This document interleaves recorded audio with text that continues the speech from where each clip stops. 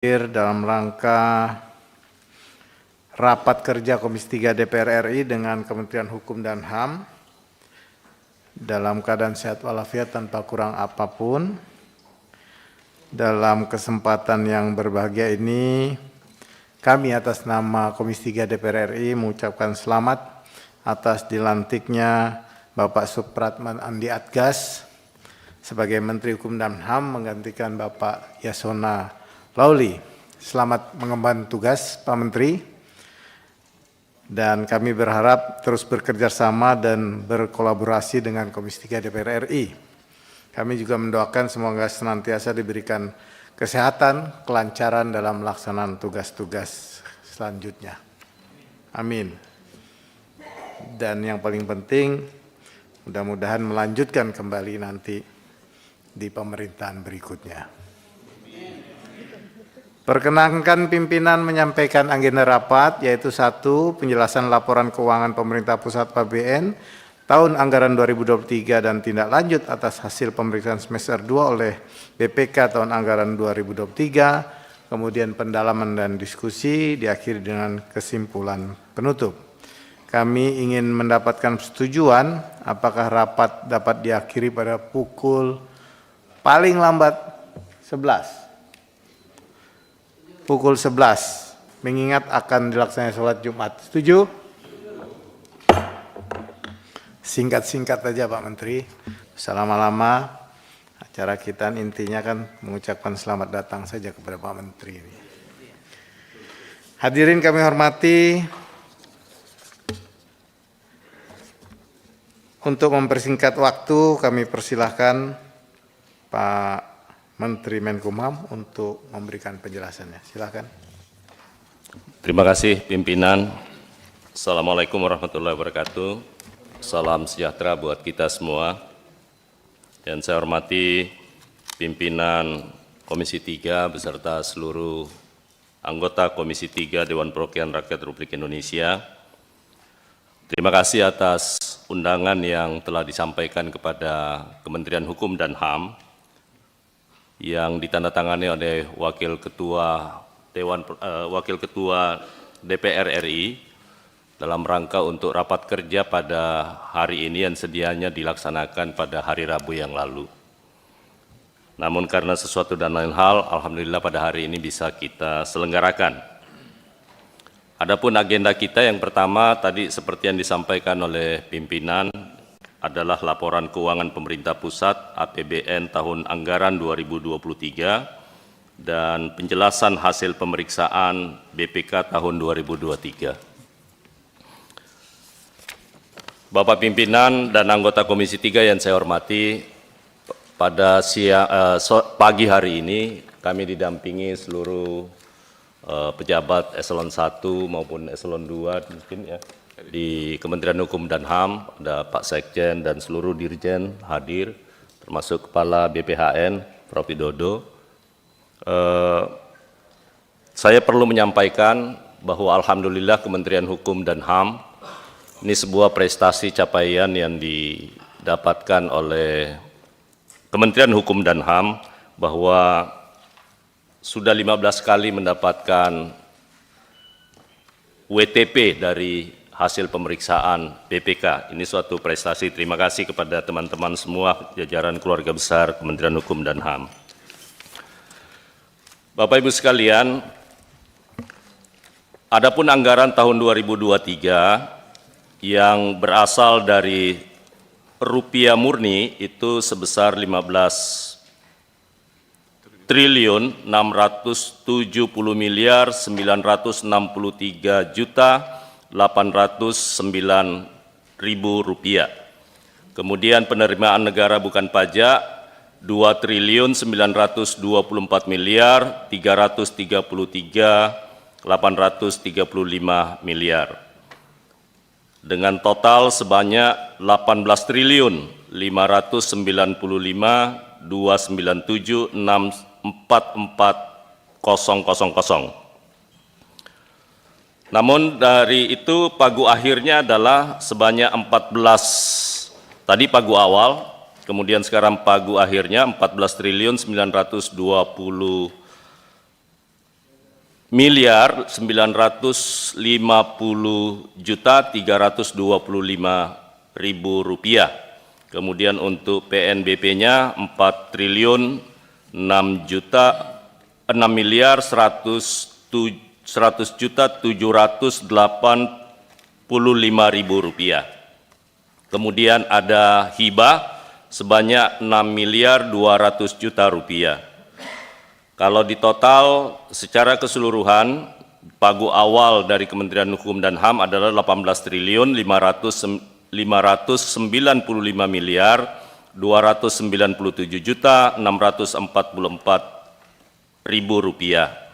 Dan pagu akhirnya adalah sebanyak 18 triliun 933 miliar 251 juta 110.000 rupiah. Adapun angka-angka selengkapnya mungkin semua sudah di tangan Bapak Ibu sekalian anggota Komisi 3 yang kami hormati. Sedangkan realisasinya dari pagu yang kami peroleh itu realisasinya adalah sebanyak 18 triliun 395 miliar rupiah. Ya Pak Sekjen ya. 97% siap. Realisasinya sebanyak 97%, 97,58% ya. 15%. Oh, 97,16%. Saya tidak perlu menjelaskan realisasi per Dirjen maupun per eselon 1. Intinya adalah besaran realisasi yang telah dicapai sebanyak 97,16%. Demikian pula halnya dengan realisasi penerimaan negara bukan pajak tahun 2023. Ini mengalami peningkatan karena mendapatkan lonjakan sebanyak 230,48%. Wah, ini prestasi buat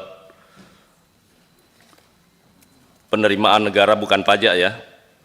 Terutama yang terbesar ada di Direktorat Jenderal Imigrasi, kemudian Direktorat Jenderal AHU, dan disusul kemudian Direktorat Jenderal Kekayaan Intelektual. Kemudian neraca tahun anggaran 2002-2023, aset lancar kita sebanyak 1 triliun 354 miliar 734 juta 339.645 rupiah. Kemudian aset tetap kita sebanyak 69 triliun 828 miliar 695 juta 723.272. Kemudian properti investasi sebanyak 51 miliar 338 juta 214.000 rupiah. Kemudian piutang jangka panjang sebanyak 706 juta 863.328. Aset lainnya sebanyak 1 triliun 27 miliar 609 juta 232.000. Dengan demikian Bapak Ibu sekalian, total aset yang dimiliki oleh sebanyak 72 triliun 263 miliar 84 juta 340.977 rupiah. Kemudian kewajibannya ada sebanyak 1 triliun 515 miliar 745 juta 768.456 rupiah. Kemudian adapun ekuitas sebanyak 70 triliun 747 338 572 521. Kemudian yang berikutnya adalah menyangkut soal 19 capaian prioritas nasional tahun anggaran 2023. Ada 19 program prioritas nasional. Yang pertama adalah penjaminan pemenuhan hak anak secara universal. Capaian yang pertama 100% ya, penyusunan draft kurikulum, kemudian yang kedua layanan pengembangan kompetensi bidang SPPPA bagi aparatur penegak hukum dan instansi teknis lainnya, capaiannya sebanyak 96,89%. Kemudian proyek prioritas nasional yang kedua terkendalinya penyakit menular, persentasenya 100%. Kemudian output prioritas nasional revolusi mental dan pembangunan kebudayaan ini mengalami capaian yang luar biasa sebanyak 449,17%. Kemudian berikutnya memperkuat stabilitas Polhukam dan transformasi pelayanan publik, ada 4, yakni modul Undang-Undang KUHP, RUU KUH Perdata, RUU Jaminan Benda Bergerak, RUU Kepailitan. Kemudian berikutnya menyangkut soal kebijakan penguatan BHP dalam proses kepailitan, kemudian penegakan hukum berkualitas berbasis SPPT TI, kemudian layanan pengembangan kompetensi di bidang pembimbing kemasyarakatan, pengembangan program pemberdayaan masyarakat untuk pelaksanaan keadilan restoratif. Yang berikutnya adalah piloting implementasi alternatif pemidanaan dan restoratif justice bagi pelaku dewasa, sampai dengan implementasi kebijakan integrasi sistem manajemen pemeriksaan keimigrasian di tempat pemeriksaan imigrasi yang ke-19. Kami lanjut pimpinan dan anggota Komisi 3, yakni penjelasan hasil pemeriksaan BPK tahun 2023. Secara administratif telah diterbitkan nota dinas Menteri Hukum dan HAM nomor MHH-KU .04.03/06 tanggal 1 Agustus 2024 yang ditujukan kepada para pimpinan eselon 1 untuk menyelesaikan tindak lanjut temuan pemeriksaan dimaksud sesuai dengan rekomendasi hasil pemeriksaan BPK RI. Total pengembalian ke kas negara sebesar 53.623.535.598,41 rupiah telah distor ke kas negara sebesar 20.250.570.969,80 rupiah dan sisanya sebesar 33.367.964.628,61 rupiah disetor secara bertahap. Kemudian penyusunan laporan keuangan, penganggaran dan pembebanan belanja barang dan belanja modal yang tindak lanjutnya surat teguran kepada pimpinan unit eselon 1 garis miring Kakanwil atas nama Menteri Hukum dan HAM kepada KPA dan PPK. Kemudian temuan berikutnya, pengelolaan penerimaan negara bukan pajak pada 3 eselon 1 tidak sesuai dengan ketentuan sebesar 621 juta. Berikutnya penyelesaian 7 paket pekerjaan pada 5 satker terlambat dan belum dikenakan denda keterlambatan sebesar 2.190 juta. Adapun tindak lanjutnya yakni surat teguran pimpinan unit eselon garis miring Kanwil atas nama Menteri Hukum dan HAM kepada KPA dan PPK telah distorkan ke kas negara sebesar 1.686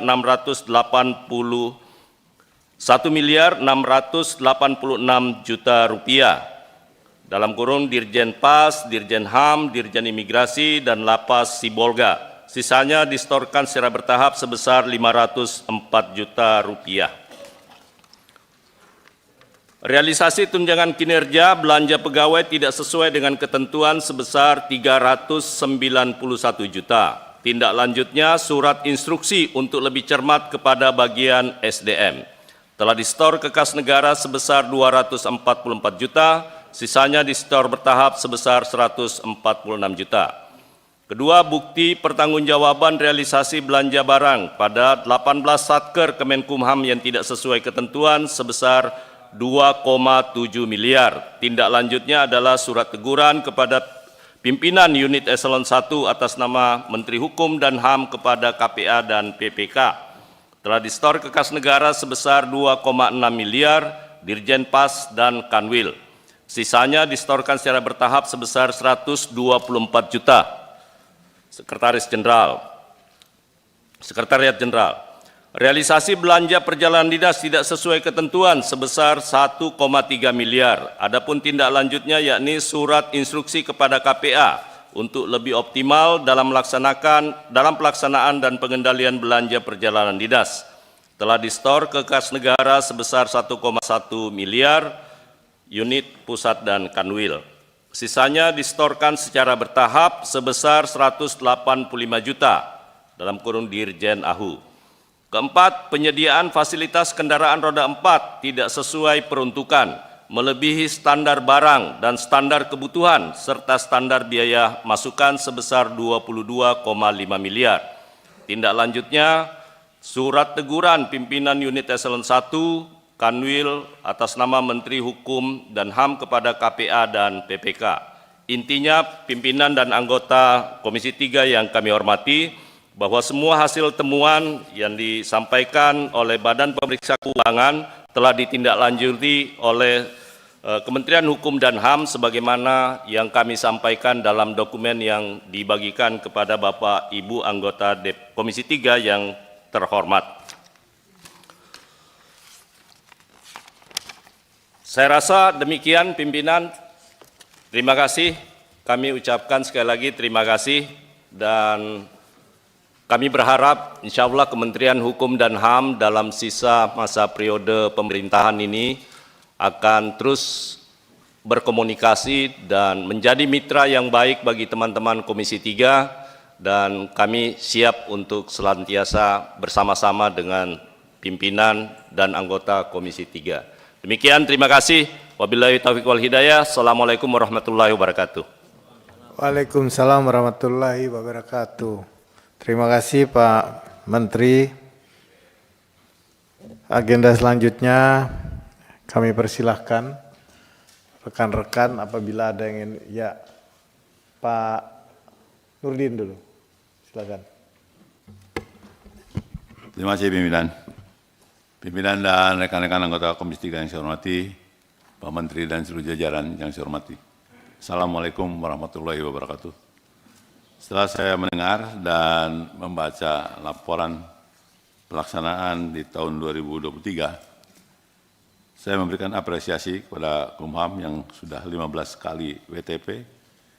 Namun mohon terhadap temuan dari BPK yang 19 lebih itu, walaupun telah ditindaklanjuti, tapi masih ada sisa yang belum terbayar, itu coba diprogramkan untuk bisa dilunasi. Kemudian juga saya harapkan temuan-temuan seperti itu jangan terulang di tahun-tahun yang akan datang. Jadi kami menerima laporan dari Kumham atas pelaksanaan tugas di tahun 2023. Sekian. Assalamualaikum warahmatullahi wabarakatuh.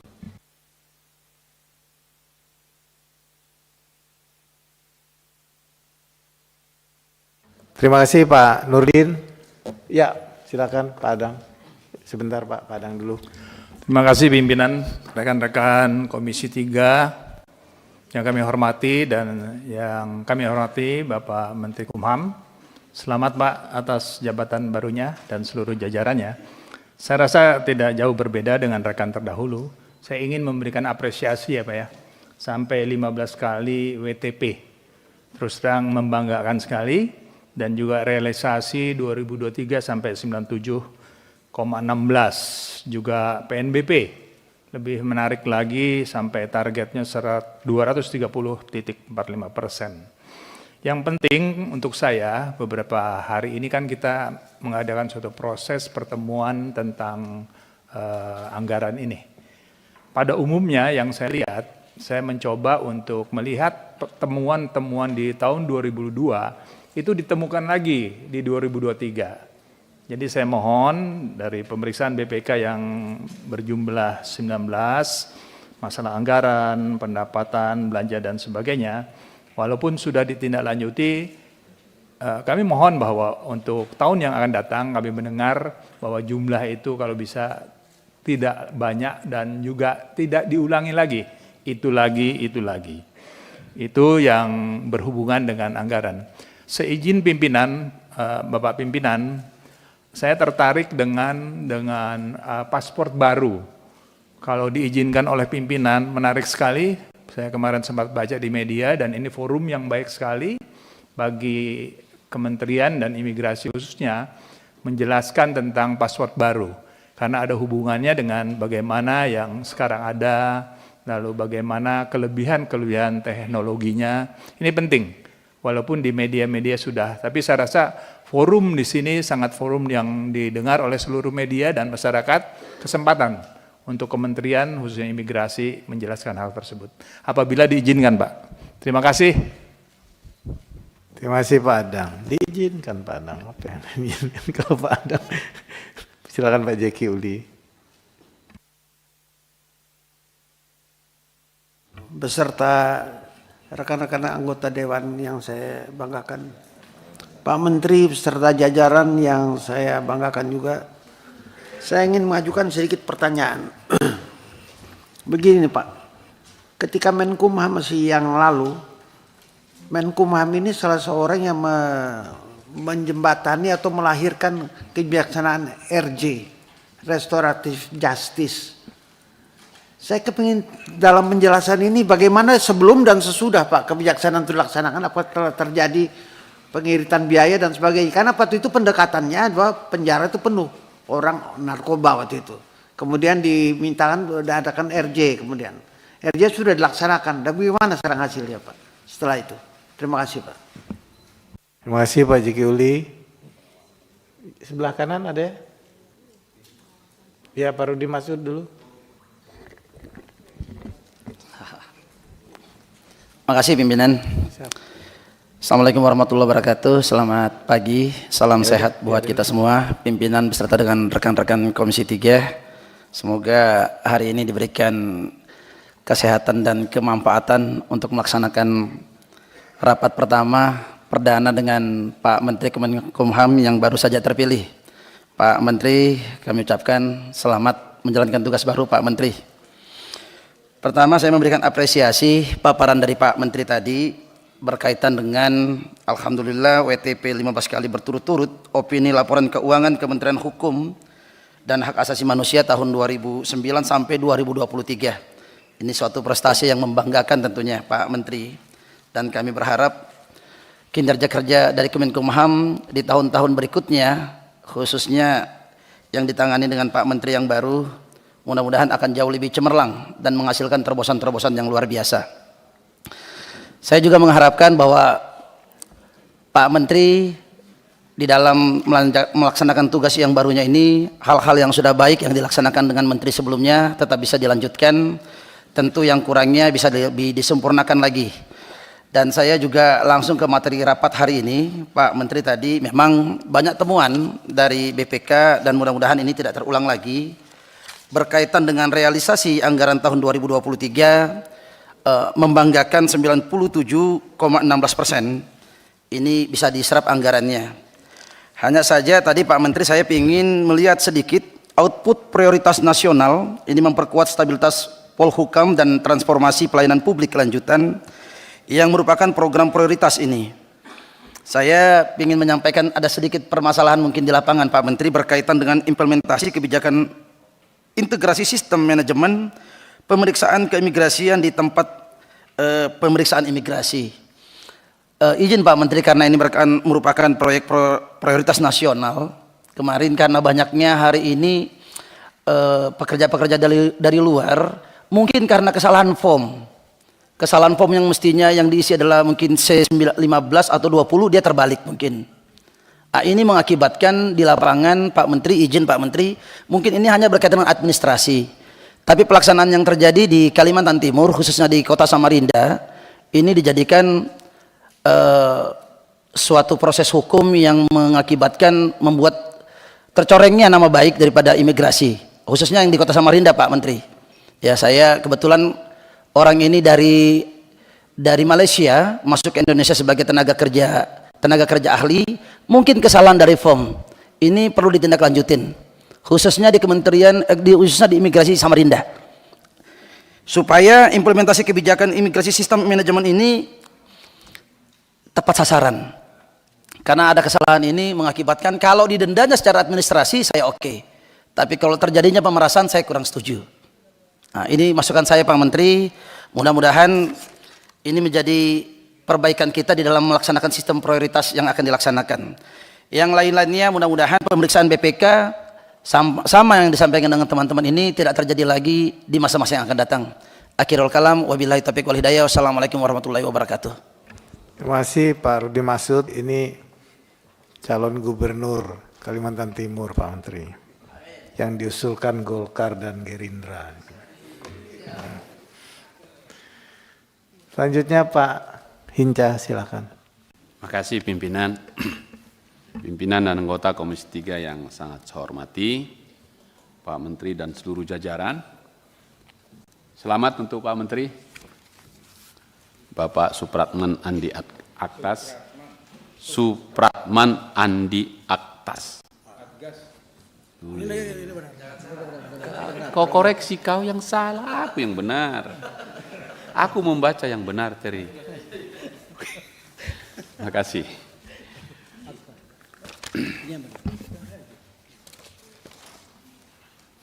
Saya ingin memberi apresiasi dulu dengan berturut-turut kita WTP, meskipun masih ada catatan yang harus kita perbaiki, 19 temuan. Saya kira ini menjadi concern kita pagi ini supaya tetap pada posisi WTP kita tetap baik. Pak Menteri, saya senang sekali hari ini karena yang biasanya Pak Menteri mengurusi legislasi di DPR ini, sekarang Pak Menteri berada di pemerintah yang salah satu kamarnya punya Ditjen PP. Oleh karena itu, saya berharap ke depan program atau proyek prioritas nasional di pembaruan substansi hukum tak terkendala lagi. Pertama, rancangan undang-undang KUH acara perdata dengan anggaran yang 1,8 miliar sudah habis 64%, tapi hukum acara perdata kita masih tersendat-sendat karena pemerintah tidak serius meneruskan ini. Sehingga kami di Komisi 3 terus perpanjangan waktu. Main bola aja perpanjangan waktu ada batasnya. Nah, ini kita berkali-kali paripurna perpanjangan waktu. Saya harap nanti ini tidak lagi ada perpanjangan waktu, kita tuntaskan ini Pak Menteri. Yang kedua, belum masuk di dalam proyek prioritas nasional pembaruan substansi hukum, yaitu yang sekarang kita bahas, ingin cepat juga, yaitu soal keimigrasian rancangan undang-undangnya. Tapi belum masuk dalam anggaran ini, yaitu sebagai proyek prioritas nasional. Kita ingin untuk yang akan datang ini kita beri lagi dukungan penuh karena rancangan undang-undang keimigrasian ini menjadi penting sekali. 10 tahun terakhir, isu besar di Kumham itu salah satu adalah tetap di soal keimigrasian. Karena dia gerbang utama kedaulatan negara bagi masuk dan keluarnya warga negara asing dan warga negara kita. Saya setuju ini menjadi fokus kita soal keimigrasian ini, dan saya yakin Pak Menteri juga mempunyai perhatian yang serius soal ini. Dan ini kemudian kalau kita lihat di proyek prioritas nasional, enggak hanya di dalam pembaruan subsistem ini, tapi juga berada di penguatan pada keamanan, pertahanan dan keamanan di perbatasan dan pulau terluar. Ini kaitannya juga dengan keimigrasian. Contoh, kita sering sekali mendapatkan catatan misalnya di Kabupaten Meranti di Provinsi Riau yang berbatasan dekat sekali dengan Singapura dan Malaysia.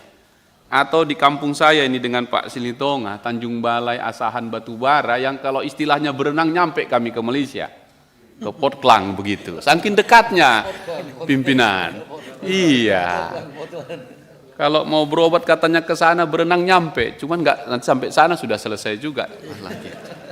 Jadi ada soal imigrasi yang memang perbatasan terluar itu, concern kita di situ. Termasuk, nah ini juga di kampung kami lagi nih, kalau istilahnya ada monja, itu pakaian-pakaian bekas. Ini juga jadi soal di kita, seolah-olah keimigrasian yang menjadi salah, padahal itu kaitannya di perdagangan. Nah, poin saya adalah proyek prioritas nasional pembaruan substansi hukum pada revisi atau pembaruan undang-undang imigrasi kita penting, Pak Menteri. Kalau seandainya bisa kita percepat ini, saya kira kita menyelesaikan satu soal kita dalam bernegara. Hal-hal lain yang sudah disampaikan, menurut saya, pimpinan, laporan ini cukup lengkap. Laporan keuangan pemerintah pusat APBN tahun anggaran 2023 plus penjelasan hasil pemeriksaan BPK yang disampaikan secara jujur dan terbuka, kita bisa menyaksikan, masyarakat juga menyaksikan. Pesan kami, kita tuntaskan ini. Seluruh temuan-temuan BPK agar tetap raihan WTP tetap kita pertahankan dengan baik. Terima kasih pimpinan. Partai Demokrat setuju untuk laporan ini. Terima kasih. Ya, siapa? Pak Anca atau Pak Arteri? Pak Supriyansa mau? Ya, silakan. Bismillahirrahmanirrahim. Assalamualaikum warahmatullahi wabarakatuh.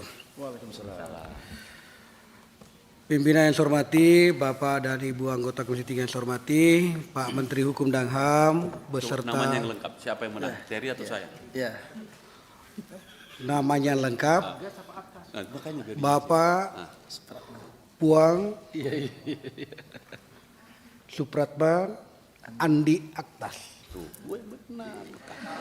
Kalimat Puang itu adalah penghargaan bagi di daerah Tanah Bugis, orang yang memiliki kebaikan dan kebijakan yang sangat tinggi.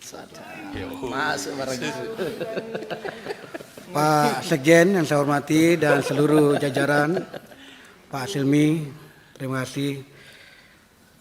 Pertama-tama saya juga memberikan apresiasi atas kinerja jajaran Kementerian Hukum dan HAM. Beberapa kali kita kunjungan ke daerah, kita bisa menyaksikan secara langsung beberapa perubahan-perubahan mendasar, terutama di dalam wilayah kerja lapas, itu sudah mulai membaik sekali. Hanya satu yang menjadi pikiran kita setelah saya tanya-tanya, ternyata anggaran BM ini atau biaya makan warga binaan itu belum naik-naik dari berapa puluh tahun yang lalu sampai sekarang, yaitu sekitar 20.000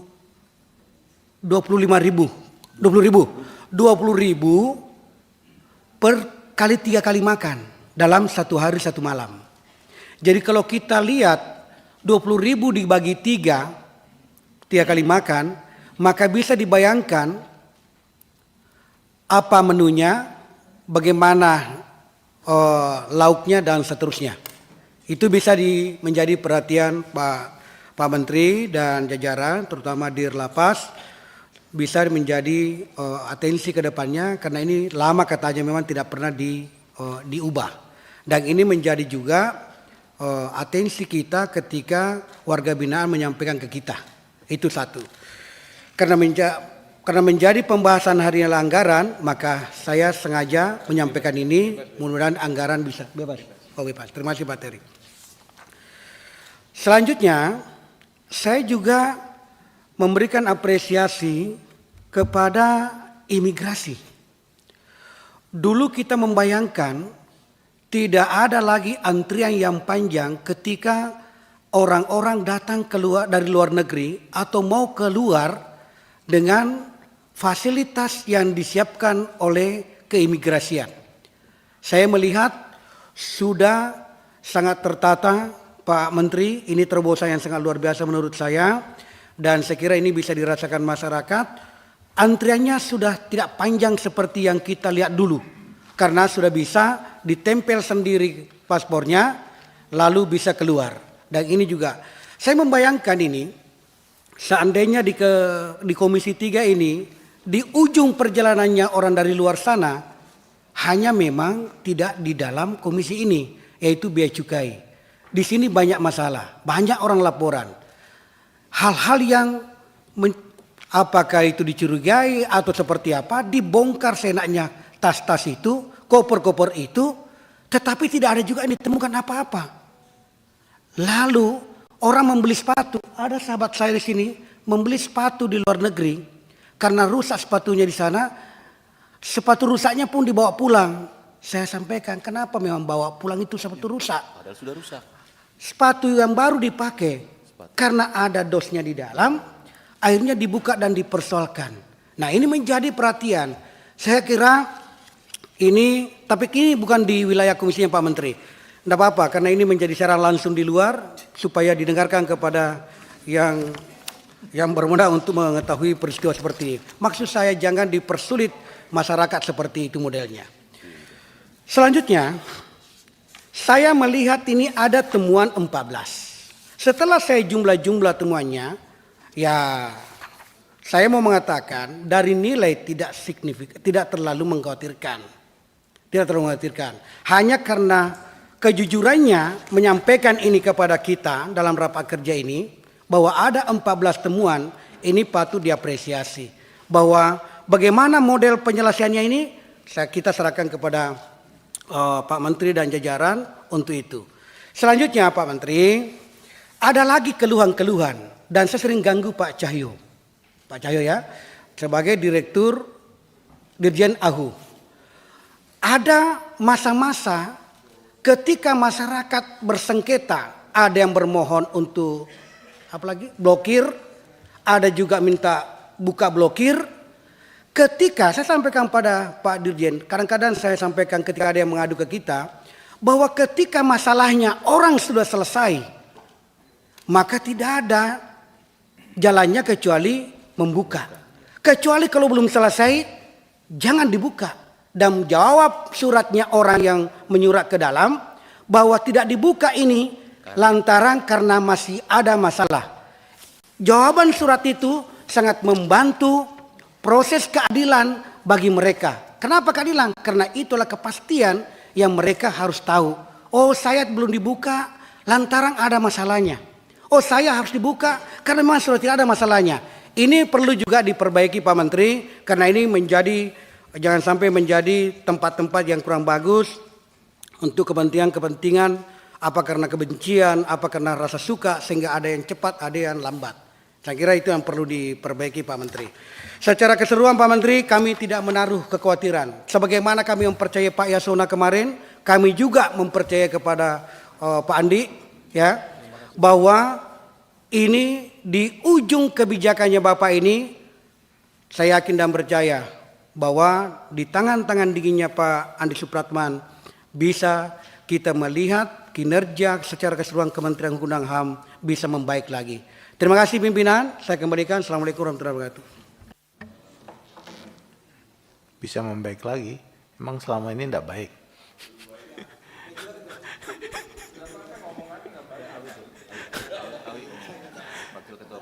Iya, Pak Awi mau ngomong? Iya, boleh dong Pak Awi yang lagi viral ini kan. Harus kita kasih kesempatan. Silakan Pak Awi.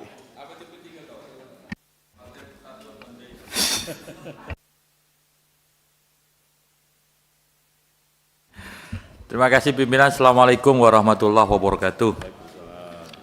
Pimpinan dan anggota Komisi 3 yang kami hormati, terutama Pak Adis, selamat jadi waketum lagi.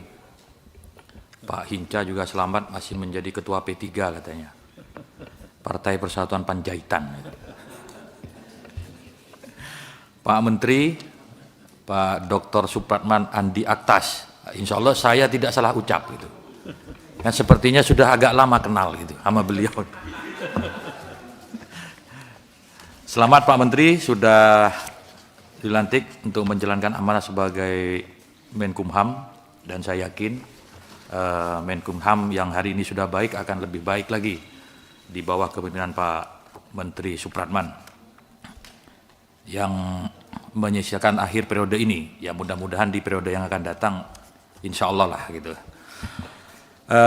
Pak Menteri, kami mengapresiasi atas capaian-capaian yang sudah dicapai selama ini dan terkait dengan laporan keuangan, saya kira apalagi sudah mendapatkan penilaian WTP dari BPK.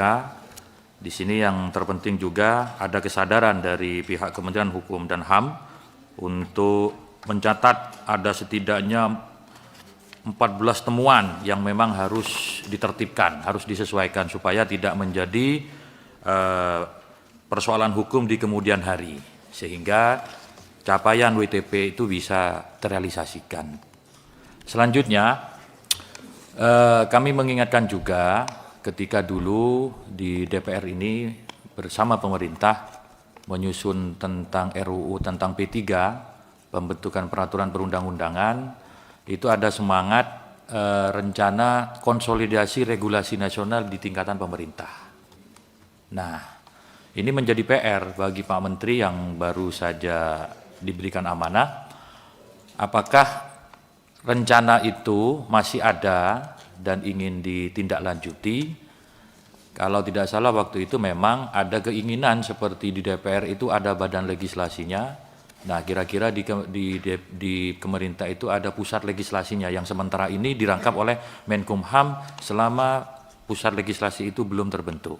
Nah, konsolidasi regulasi di tingkatan pemerintah itu juga penting supaya tidak ada tumpang tindih regulasi dari pusat sampai ke daerah. Tinggal mekanismenya diatur aja di internal pemerintahan. Yang berikutnya, kemarin juga DPR sudah mengajukan usul inisiasi, ini kaitannya dengan tupoksi dari Pak Menteri, kaitannya dengan revisi Undang-Undang Keimigrasian. Itu sudah lama diajukan, tetapi sampai hari ini surpres dan dim dari pemerintah belum ada. Ini kan seringkali persoalan yang seperti ini lebih banyak ditimpakan kepada DPR. Sorotan publik kepada DPR seolah-olah DPR itu tidak serius untuk meneruskan pembahasan undang-undang. Tetapi banyak juga kita harus fair menyampaikan, banyak juga RUU yang menjadi usul inisiatif DPR sudah diajukan ke pemerintah dan surpresnya cukup lama. Bahkan dimnya nggak datang-datang. Pernah juga dulu surpresnya datang, dimnya tidak datang. Saya kira dengan pengalaman Pak Menteri yang cukup lama di bidang legislasi, ini juga turut memperlancar komunikasi antara pemerintah dan DPR, karena pemerintah dan DPR ini saling bekerja sama, saling berkoordinasi supaya sinergi. Terima kasih Pak Menteri dan kepada pimpinan, kurang lebihnya mohon maaf. Assalamualaikum warahmatullahi wabarakatuh. Waalaikumsalam warahmatullahi wabarakatuh. Ada lagi? Pak Wayan, udah. Oh ya, silakan paling akhir partirnya cukup? Enggak, Pak Wayan enggak? Pak Wayan ada? Oh iya. Silakan Pak Wayan. Pimpinan beserta anggota yang saya hormati, Pak Menteri beserta jajarannya. Pertama-tama selamat Pak. Ya, saya langsung saja. Ada 4 hal yang saya rasa hampir kita ulang-ulang terus untuk disampaikan. Karena Pak Menteri sebagai pejabat baru pasti semangatnya berbeda. Saya ulangi, saya garis bawahi beberapa hal. Pertama tentang imigrasi, Pak. Saya kebetulan menjadi anggota DPR Dapil Bali. Salah satu masalah imigrasi yang menonjol itu Bali, Pak. Kalau kita melihat realisasi anggaran tahun 2023 yang baru saya baca cepat saja ini, itu ada 3,8 triliun. Dan realisasi PNBP tahun anggaran 2023 itu 2, sekian triliun. Pak Menteri, bidang ini menjadi menonjol di antara bidang-bidang lain di Kementerian Hukum di luar masalah lembaga pemasyarakatan. Yang jadi masalah kita, yang menjadi titipan masyarakat Bali adalah kira-kira dalam waktu 2 bulan ini bisa nggak dibuatkan SOP, Pak, khusus untuk menangani masalah imigrasi, lebih khusus lagi di Bali. Karena ekses tentang pengawasan yang kurang ketat di Bali itu menimbulkan banyak sekali masalah. Sudah sampai pada masalah sosial dan budaya, Pak. Intinya, hampir seluruh kehidupan, hampir sektor ini sudah dijamah, dirambah oleh orang-orang luar yang kita punya data juga. Kalau pemukiman penuh itu memang tidak terlalu masalah. Tapi kalau semua pekerjaan dari yang besar sampai yang kecil sudah diambil, saya khawatir masyarakat Bali ini pelan-pelan itu menjadi tidak simpatik pada pendatang dan bahkan pada pariwisata.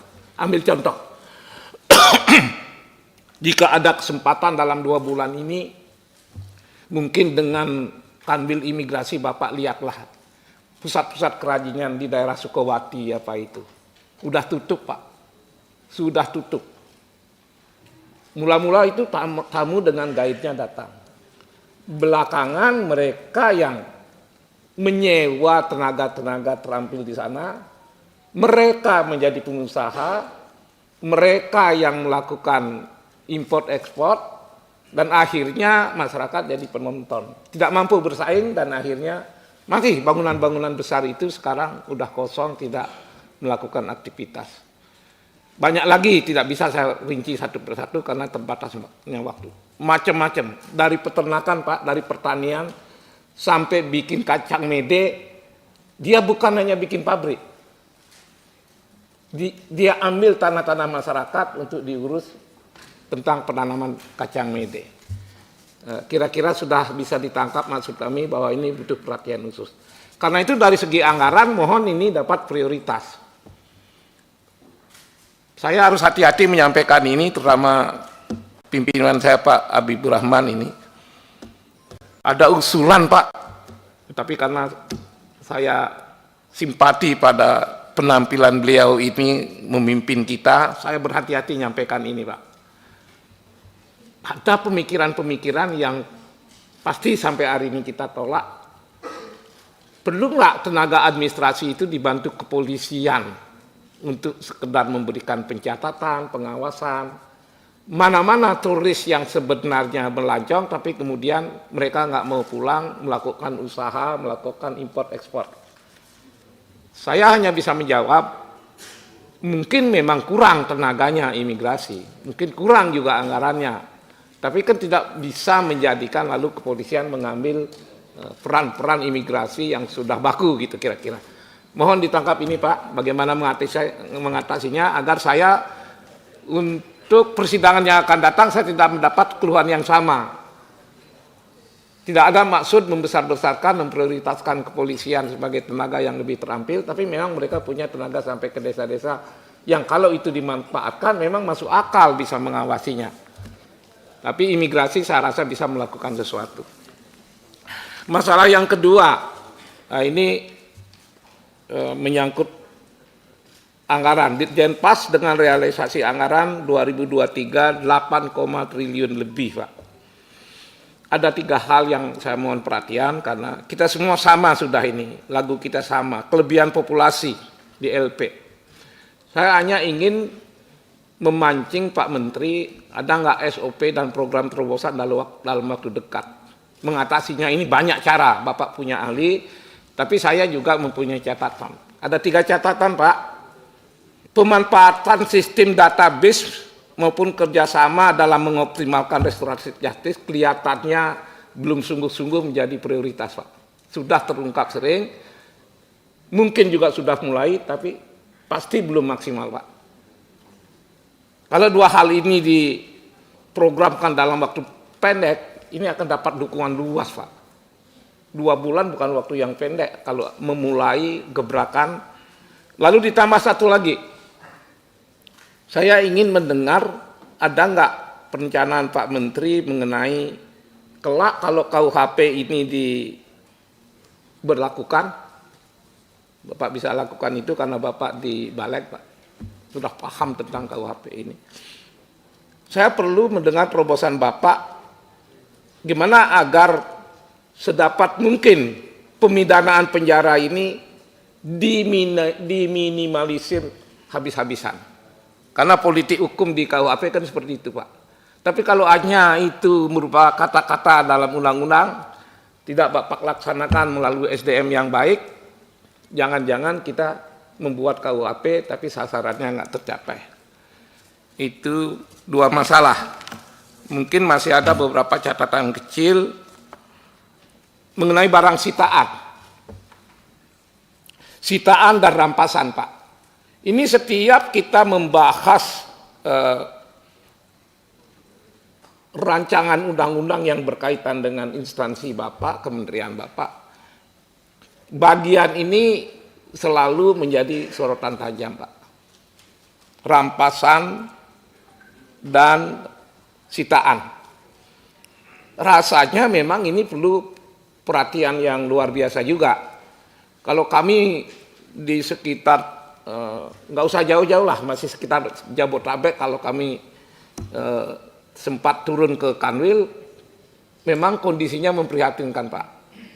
Dari segi anggaran, pengelolaan, SOP-nya ini perlu mendapat perhatian luar biasa. Sebab apa? Kalau ini dikelola dengan baik, tidak saja menghindari kerugian negara, tapi keuangan negara bisa tertolong, Pak. Dan kita sedang membutuhkan penambahan keuangan negara yang luar biasa dalam kondisi seperti ini. Terakhir, mengenai hasil pemeriksaan BPK dan LKPP 2023. Saya mencatat di sini pertama terkait dengan kepatuhan terhadap ketentuan peraturan perundang-undangan tentang pengadaan dan pengelolaan aset. Mohon perhatian tentang senjata api misalnya. Saya mohon perhatian tentang tanah misalnya. Saya berharap ini segera dapat diatasi agar tidak merugikan keuangan negara, Pak Menteri. Standar operasional baku perlu mungkin dipertajam. Yang paling akhir mengenai masalah tanah, Pak. Kalau nggak salah, mohon koreksi, ini masalah tanah di Nusa Kambangan, Pak. Gimana agar masalah tanah yang tidak mudah diselesaikan ini intinya dapat Bapak buktikan bisa mewujudkan cita-cita kenapa tanah itu ada, kenapa bermasalah, lalu gimana mewujudkan cita-cita semula agar tidak berbelok dan tidak terhambat. Itu saja. Terima kasih. Baik. Terima kasih Pak Wayan. Paling akhir Pak Arteri, 15 menit lah paling lama karena jam 11 akan kita akhiri. Silakan Pak Arteri. Terima kasih Pak Ketua. Waktu yang diberikan akan saya manfaatkan secara maksimal. Pak Ketua, para anggota Komisi 3 yang saya hormati, Pak Menkumham yang kami hormati, kami banggakan beserta para pejabat utama. Pertama-tama saya ucapkan selamat datang Pak Menteri, selamat bertugas di ladang pengabdian baru. Pak Menteri ini asetnya DPR, bukan hanya asetnya Gerindra. Mungkin saja ke depan, dan sekarang ini sudah menjadi asetnya Republik kita. Waktu saya menjadi anak buahnya Pak Menteri di Badan Legislasi, hari pertama saya tanya, nama Pak Menteri kan agak susah waktu itu. Ini siapa sih? Oh, itu Ketua Badan Legislasi. Kenapa? Saya tuh kagum dengan gayanya Pak Menteri itu memimpin. Ya Pak Awi ya. Melayani semua. Kadang pertanyaan yang remeh-temeh pun dihargai dengan raut muka yang sama dengan pertanyaan yang sangat substansial. Respect, mengorangkan orang. Bapak-bapak nanti tahu nih, belajar nih Pak Cahyo. Beliau begitu dilantik nggak main-main ke petinggi-petinggi, Pak. Tapi datang ke sini. Apa yang bisa kami layani untuk Komisi 3? Berapa, Adis? Nggak pernah ada menteri yang begitu. Mohon maaf, menteri yang kemarin pun juga nggak begitu. Apalagi mandang saya kan anak buah. Ini benar Pak, saya cerita. Ada telepon, Apa kata Pak Menteri? Biar saya yang datang ke Komisi 6 waktu itu. Jadi udah jadi menteri ini, kalau belum jadi menteri nggak apa-apa. Dia yang datengin teman-temannya, Pak. Ini yang saya katakan, kita bicara personality. Kita bicara karakter orang. Nah, saya juga minta, ini jajaran Kumham bisa nggak ini mengikuti langgamnya Pak Menteri. Orang yang tadi katanya Puang Andi ya, orang darah biru yang melayani, bukan yang dilayani. Itu. Pak Menteri orang yang tidak pernah mau ribut, padahal balik itu adalah pusaran kepentingan. Saya kerjanya ribut mulu, Bang Andap. Yang dapat barangnya dia semua, Pak. Pak Menteri semua yang dapat. Ini ilmu. Itu. Ini ilmu. Saya lihat Pak Menteri, saya sempat sedih. Kita pernah terakhir haji bareng. Saya itu dari 2 tahun yang lalu, ibu saya ikut haji. Saya udah ngomong kemana-mana. Ternyata yang bawa ibunya beliau, Pak. Itu. Ini yang saya katakan ini, ya itu tadilah. Ini masalah karakter. Secara profesi, Pak. Ya ini saya Bang Andap, nanti saya ini. Yang saya katakan ini Gerindra hebat. Masang orang the right man in the right place. Kenapa begitu? Menteri ini menginspirasi kita semua. Ya kan? Kalau Bang ini bilang ningrat atau apa, kalau ini orang biasa, itu cerita sama saya sekolahnya aja 4 jam atau apa gitu ya. Orang biasa, asal mau kerja keras, disiplin, mau belajar, bisa jadi orang sukses. Ini luar biasa, Pak. Pembelajar yang baik. Tidak ada satupun, ini kan kita baru kejadian kemarin kan, tidak ada satupun yang luput dari perhatian beliau. Saya nggak mau ngungkit-ngungkit yang kemarin lah, masalah surprise.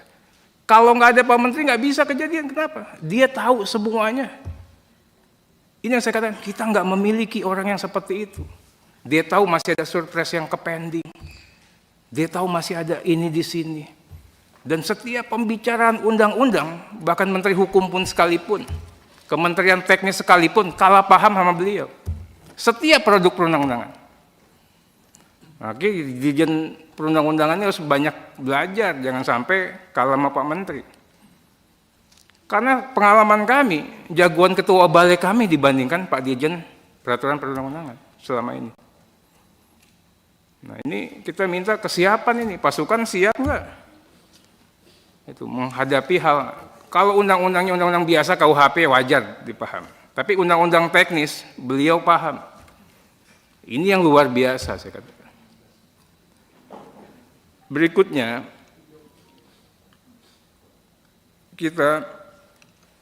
saya mohon maaf sebelumnya nih ada kemarin nggak mesti kejadian kalau nahkoda yang mimpinnya beliau. Tidak ada irisan, tidak ada friksi. Kalau kemarin kan sudah mulai ada friksi. Berikut saya apresiasi Pak. Tadi kalau bicara kepanjangan itu Pak Menteri orang baru nggak relevan juga lah kita ngomongin kayak begini. Saya bicaranya hanya singkat seperti yang ada di materi Bapak karena nggak pas kalau saya ngomong panjang-panjang. Pak Menteri, positifnya kita lihat hikmahnya dari sini Pak. 2 dokumen yang Bapak hadirkan, siapa bilang polisi nggak bisa kerja? Ini 2 orangnya polisi Pak. Itu, lihat kinerjanya, lihat capaian kinerjanya. Mudah-mudahan kita lagi buat undang-undang Polri Pak. Itu loh. Kami juga apresiasi realisasi anggaran. Pastinya Pak Menteri, kita sepenuhnya mensupport, mendukung penuh politik anggaran dan kebutuhan anggaran yang dihadirkan oleh Pak Menteri. Kami juga dapat perintah dari Ibu Ketua DPR kami, Pak Menteri, untuk berlaku sportif. Kita harus memberikan ruang, memberikan kesempatan, memberikan waktu, memberikan kepercayaan kepada Pak Menteri baru yang bekerja. Kepada pemerintahannya, kabinetnya Pak Prabowo yang akan datang ini buat bekerja. Makanya kebutuhan anggaran ini akan kita support maksimal. Nggak fair juga, orang belum apa-apa sudah kita lakukan penilaian. Berikut kami juga apresiasi tindak lanjut dari BPK. Tadi ada senior yang ngomong, itu lagi, itu lagi. Masalah Republik ini itu lagi, itu lagi, Pak. Temuannya ya itu lagi, itu lagi. Karena bisnisnya itu lagi, itu lagi. Mainannya itu lagi, itu lagi, Pak. Nah ini kan kita nggak usah tahu sama tahu lah. Tapi saya senang dalam kesempatan yang berbahagia ini Pak Menteri berani. Saya mau menjadi mitra yang baik. Ini yang jarang sekali kita dengar. Kita dengar di Kementerian Hukum dan HAM. Kenapa begitu nih seiring nih Pak Habibur Rahman? Ini luar biasa. Kenapa luar biasanya? Sekarang ini Komisi 3-nya hidup. Begitu ada masukan masyarakat diterima, direspon. Ya, direspon. Kalau mitranya kayak bisa menyambut dengan baik, saya yakinlah ada cabang kekuasaan lagi yang bisa memberikan rasa keadilan masyarakat, yaitu DPR RI. Ada kepercayaan publik bahwa DPR bisa menjadi bagian daripada alternatif solusi. Nah, saya minta juga nih kayak Pak Dirjen Imigrasi, ya ada paspor, kita dilibatin, diajak, dikasih cerita. Karena pasti begitu ada produknya Bapak, kita ditanya sama orang, Pak. Nah ke depan walaupun saya nggak kepilih lagi, mudah-mudahan teman-teman Anca kepilih lagi nggak? Insya Allah, Dek. Iya, kepilih lagi, 5 tahun lagi maksudnya. Ya. Iya. Nah kemudian Pak Dirjen AHU, ini saya itu punya utang sama notaris. Saya berkatakan sama Pak Dirjen AHU, di atas langit ada langit. Saya nggak mau ribut karena saya segan juga sama Pak Menteri, kan ketua DPP itu ya, menteri saya. Saya bukan siapa-siapa di DPP. Tapi masalah notaris ini kita harus selesain, Pak. Ini 2 tahun. Saya juga dengar banyak komentar-komentar, nggak tahu ya Pak Cahyo atau siapa terkait dengan kehadiran atau saya tidak pernah intervensi terkait notaris. Yang saya ingin katakan apa? Ini itu adalah organisasi profesi. Dijaga itu kedaulatannya. Itu. Kemudian hilangkan, kurangi ya intervensi pemerintah di situ. Baik dalam sikap, kebijakan, apalagi regulasi. Ini kan, saya sederhanakan itu Pak Cahyo, karena saya tuh menghadirkan Peradi itu saya, Perhimpunan Advokat Indonesia. Kita yang berjuang melepaskan Peradi daripada Mahkamah Agung dulu, kita nggak sudi. Dan saya juga keluar dari pengacaranya Peradi. Kenapa? Tatkala Peradi ribut untuk urusan yang nggak penting, masalah pendidikan advokat lah, masalah sertifikasi, saya bubar, saya keluar Pak. Kita dulu melawan tiran, sekarang kita jadi tiran, saya bilang sama Peradi. Nah, terakhir ini, para pendiri bangsa, Pak Menteri, sepakat mewariskan negara Indonesia sebagai negara hukum. Bukan negara kekuasaan. Oleh karena itu, pondasi kehidupan berbangsa dan bernegara, Pak Menteri, itu sudah sangat jelas. Kita sepakat untuk mendasarkan kepada Pancasila dan Undang-Undang Dasar Negara Republik Indonesia tahun 1945. Kita perkuat lagi keyakinan itu, kita tuangkan dalam pasal 1 ayat 3. Negara Indonesia adalah negara hukum. Kedaulatan berada di tangan rakyat dan dilaksanakan menurut Undang-Undang Dasar. Pasal 1 ayat 2. Kita juga yakinkan bahwa sistem presidensial menjadi sistem pemerintahan kita. Presiden sebagai kepala negara, sekaligus kepala pemerintahan. Ini harus dimaknai dalam konteks Indonesia sebagai negara hukum. Presiden, Pak, sekalipun sebulan lagi mau selesai, harus berpedoman, tunduk, patuh pada konstitusi, Undang-Undang Dasar Negara Republik Indonesia tahun 1945. Sebagai kepala pemerintahan, Presiden juga harus melaksanakan dan menjalankan undang-undang seluruh-seluruhnya. Ini kita perkuat lagi dengan janji sumpah dan jabatan presiden di konstitusi juga. Kita punya pengalaman universal, semua belahan dunia. Tidak ada penguasa yang bisa melawan konstitusi. Kejadian kemarin sangat memalukan. Sudah kita ingatkan di dalam rapat balik, apakah keputusan ini sudah tepat, sudah benar, sesuai dengan konstitusi. Tapi sudah kita ambil suatu kebijakan. Malam hari, Pak, saya dapat info, inilah setiap kejadian buruk pun ada hikmah positifnya. Akan ada gelombang massa. Tapi pagi harinya Pak Andap, saya curiga. Kok pengamanan DPR begini aja? Laporan kami katanya gelombang massanya besar. Makanya saya bilang, ini ada sisi positifnya. Kok tiba-tiba jam 10 paripurnanya ditunda? Ini sisi positifnya, Pak. Ya. Siang hari bisa-bisanya pagar DPR diceretelin, nggak ada yang menghambat.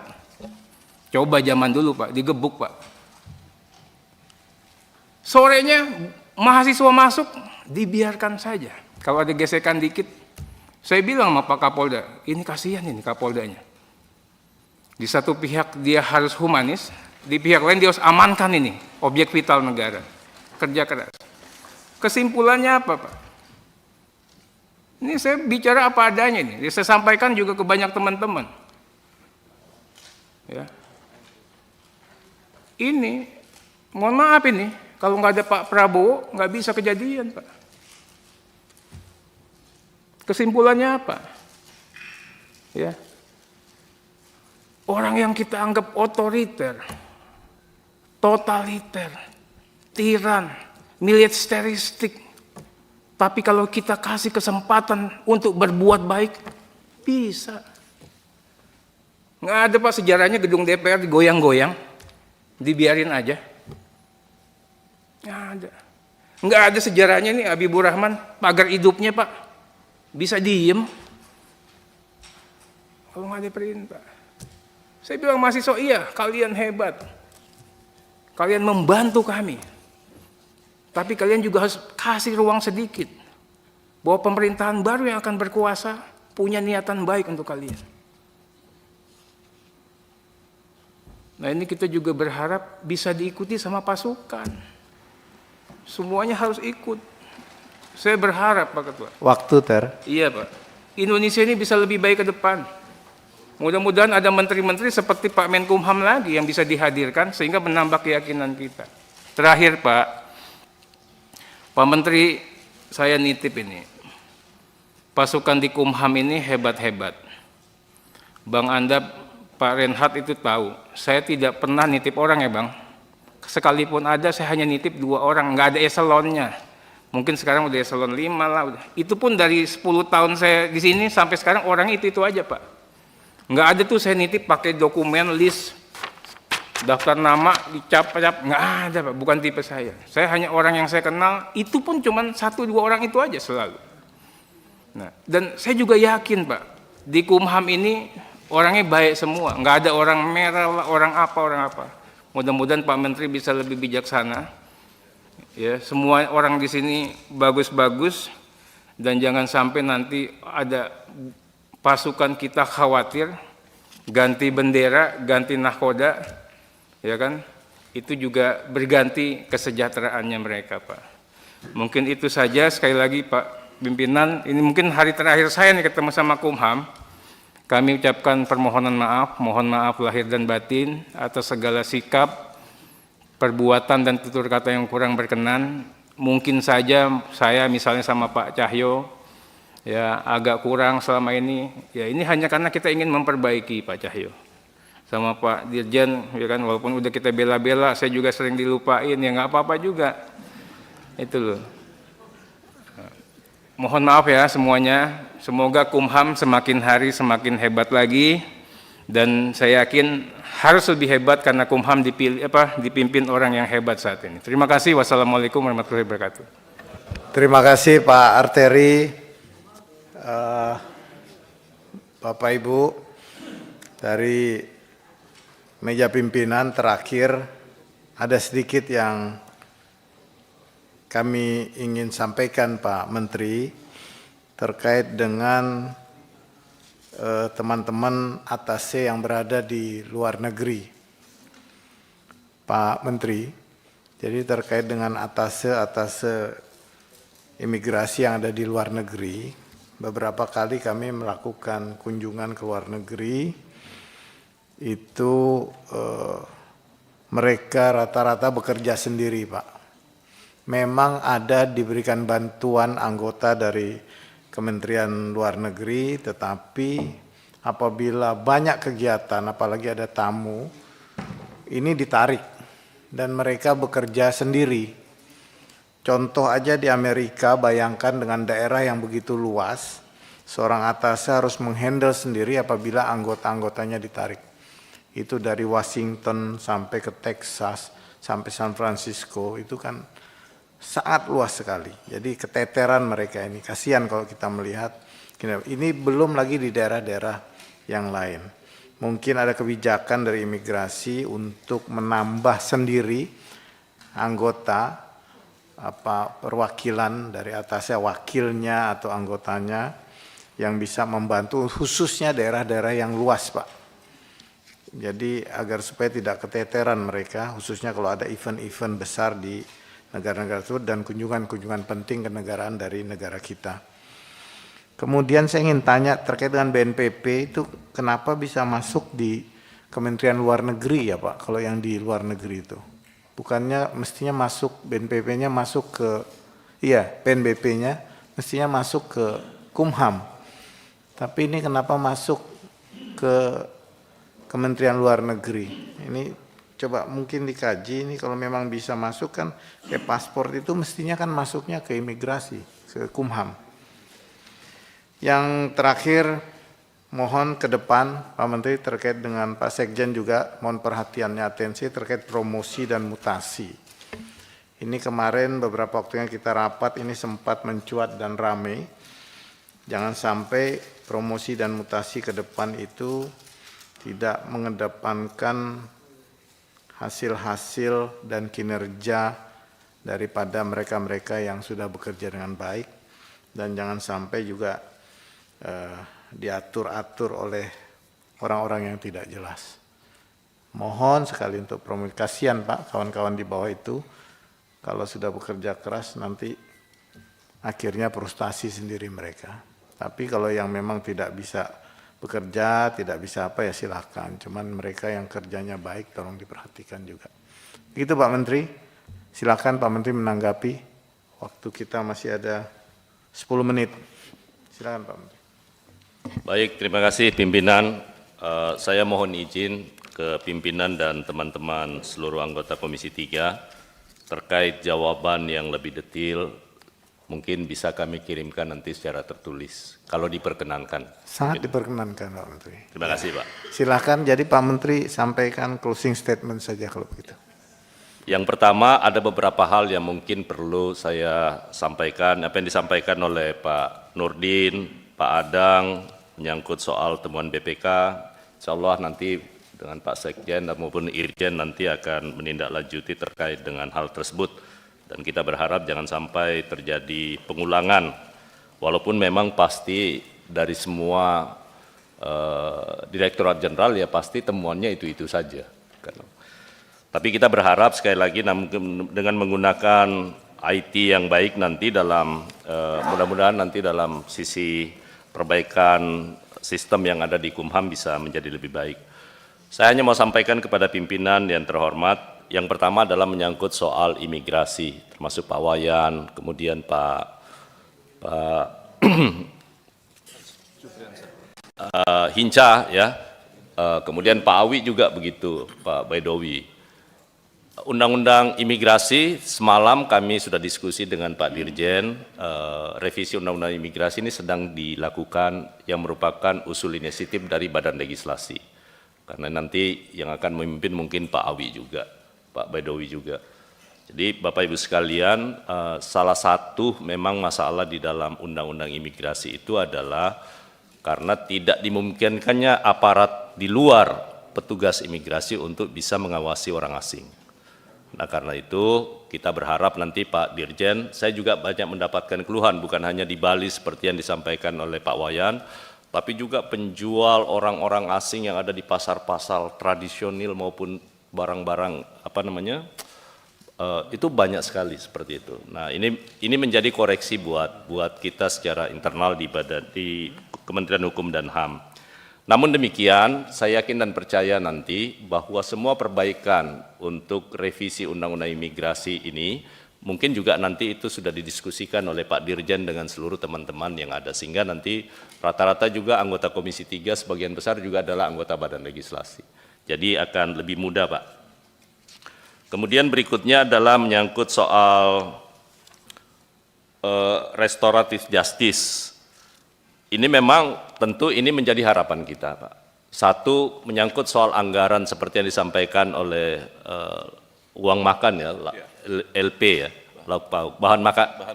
bahan makanan. Jadi saya mohon dukungan kepada pimpinan dan anggota Komisi 3, kasihan warga binaan kita dengan anggaran 20.000 per hari dibagi 3. Tidak sampai 7.000 Pak per hari. Nah, karena itu kita berharap ini menjadi sebuah pilihan, dan saya berharap Pak Dirjen nanti untuk bisa berkomunikasi mumpung saat ini bersama dengan Pak Sekjen tentunya untuk memperjuangkan bersama-sama dengan Komisi 3. Dan menyangkut soal dualisme beberapa organisasi termasuk Ikatan Notaris Indonesia, kemarin juga kami sudah berdiskusi dengan Direktur Jenderal AHU untuk sesegera mungkin kami akan selesaikan, Pak Arteria.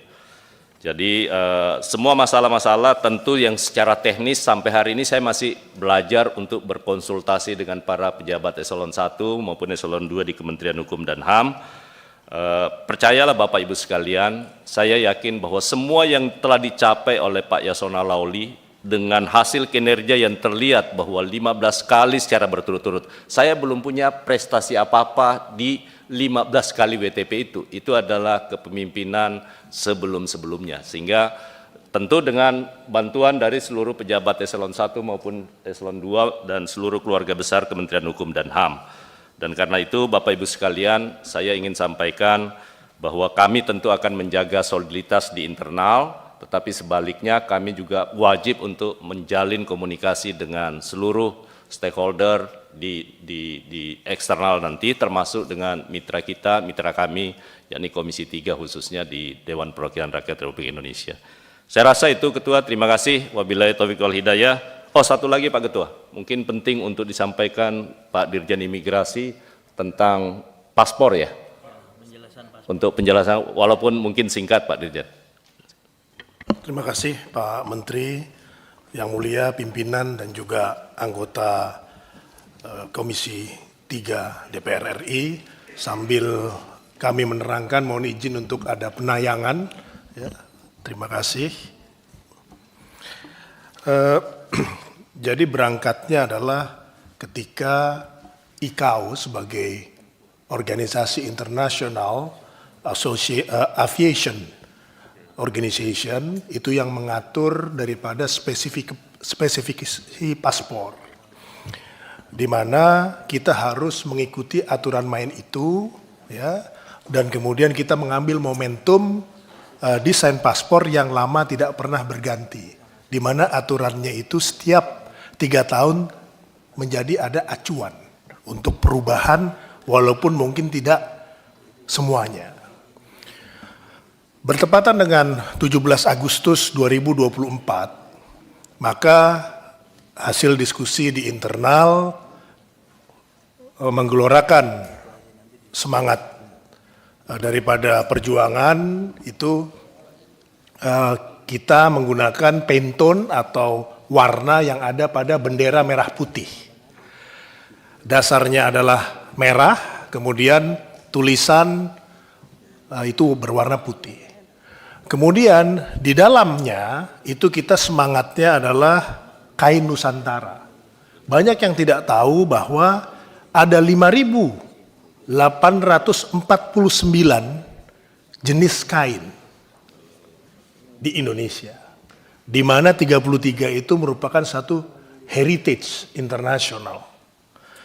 Kemudian dari situ kami berkonsultasi dengan beberapa pihak yang mana hal ini dimungkinkan untuk peningkatan juga kekuatan daripada paspor. Karena kekuatan paspor kita di luar negeri ditentukan oleh 4 hal. Yang pertama adalah dari sisi security-nya. Itu harus yang paling mutakhir, di luar spesifikasinya. Di Indonesia, 80% paspor yang dimiliki oleh warga negara Indonesia itu adalah paspor non-elektronik dan spek security-nya itu sudah tertinggal kurang lebih 10 tahun. Nah, kemudian yang kedua adalah kondisi daripada negara yang mengeluarkan paspor. Ya. Kenapa hal ini juga menjadi penting? Karena biasanya kalau ada terjadi chaos atau apa pada suatu negara itu berpengaruh kepada negara lain menerima warga negara yang dituju. Kemudian yang berikutnya, yang ketiga adalah kaitan daripada resiprokal. Nah, ini juga sangat penting untuk kita tekankan diplomasi untuk mendapatkan juga bebas visa. Yang paling penting yang menjadi acuan adalah perilaku warga negara Indonesia di luar negeri. Ya. Tidak boleh overstay, kemudian bekerja tanpa izin, itu sangat mempengaruhi kekuatan paspor suatu negara. Nah, dari 4 ini, yang ada pada ruang lingkup imigrasi adalah yang desain paspor berikut dengan spesifikasi dan security-nya, dan bersama dengan Kemenlu kita menjalankan resiprokalitas. Karena itu ada di Undang-Undang Imigrasi. Nah, belakangan ini hubungan kami dengan Kemenlu cukup baik, ya, sehingga untuk misalnya negara-negara yang menempatkan Indonesia sebagai watchlist, itu kita panggil duta besarnya, kemudian juga kita mintakan dicabut watchlist-listnya, terus kemudian juga sambil kita sampaikan, jika dalam waktu tertentu tidak dicabut, maka bebas visa ataupun juga list pada visa on arrival negara tersebut kita juga akan cabut. Ini cukup efektif. Ya. Jadi diplomasinya kita jalankan. Ya. Dan kemudian untuk beberapa negara seperti misalnya Jepang, kita lagi usahakan untuk itu. Nah, lanjut. Nah, daripada ini paparannya untuk bisa memperlihatkan dalamnya paspor. Nah, ini terus lanjut. Nah, ini adalah beberapa yang kita gunakan unsur-unsur kainnya masuk ke dalam paspor kita. Lanjut. Ini representasi daripada salah satu batik yang ada. Ini kalau nggak salah batik Cirebon. Ya. Kemudian ada beberapa security features yang mana juga digunakan oleh uang. Lanjut. Selanjutnya.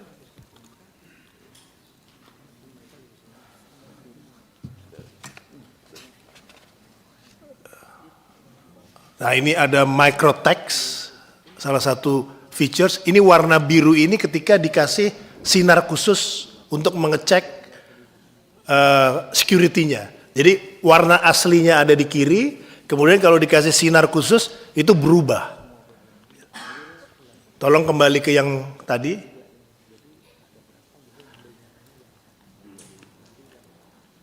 Nah, ini. Jadi yang sebelah kiri adalah dengan kasat mata, yang kanan itu adalah dengan sinar khusus. Lanjut.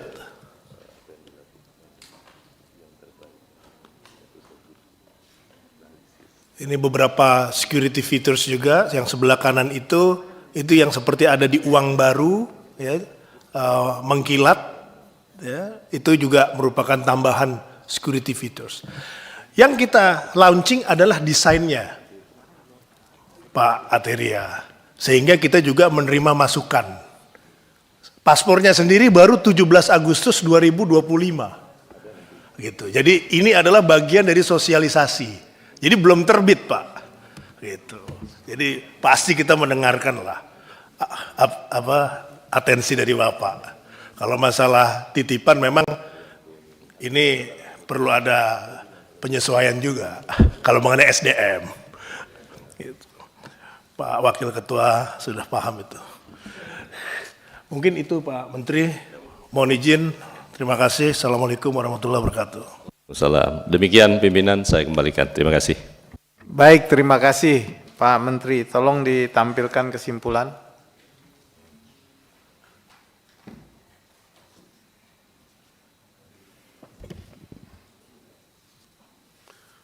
Kesimpulan rapat kerja Komisi 3 DPR RI dengan Menteri Hukum dan Hak Asasi Manusia Republik Indonesia masa persidangan 1 tahun sidang 2024-2025 Jumat 23 Agustus 2024. Komisi 3 DPR RI dapat menerima penjelasan Menteri Hukum dan Hak Asasi Manusia Republik Indonesia atas laporan keuangan tahun anggaran 2023 serta tindak lanjut terhadap hasil pemeriksaan Badan Pemeriksa Keuangan tahun 2023 untuk kemudian disampaikan kepada Badan Anggaran DPR RI sesuai dengan mekanisme dan peraturan perundang-undangan.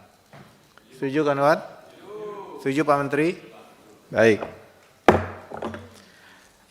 Dengan berakhirnya dibacakan kesimpulan, maka berakhir sudah acara rapat kerja kita dengan Kemenkumham pada pagi hingga siang hari ini. Atas nama anggota dan pimpinan, mengucapkan terima kasih kepada Pak Menteri beserta seluruh jajaran, dan juga kami mohon maaf apabila ada hal-hal yang kurang berkenan dalam penyelenggaraan rapat pada siang hari ini. Dengan mengucapkan alhamdulillahirrabbilalamin, rapat kami nyatakan ditutup. Skor apa tutup?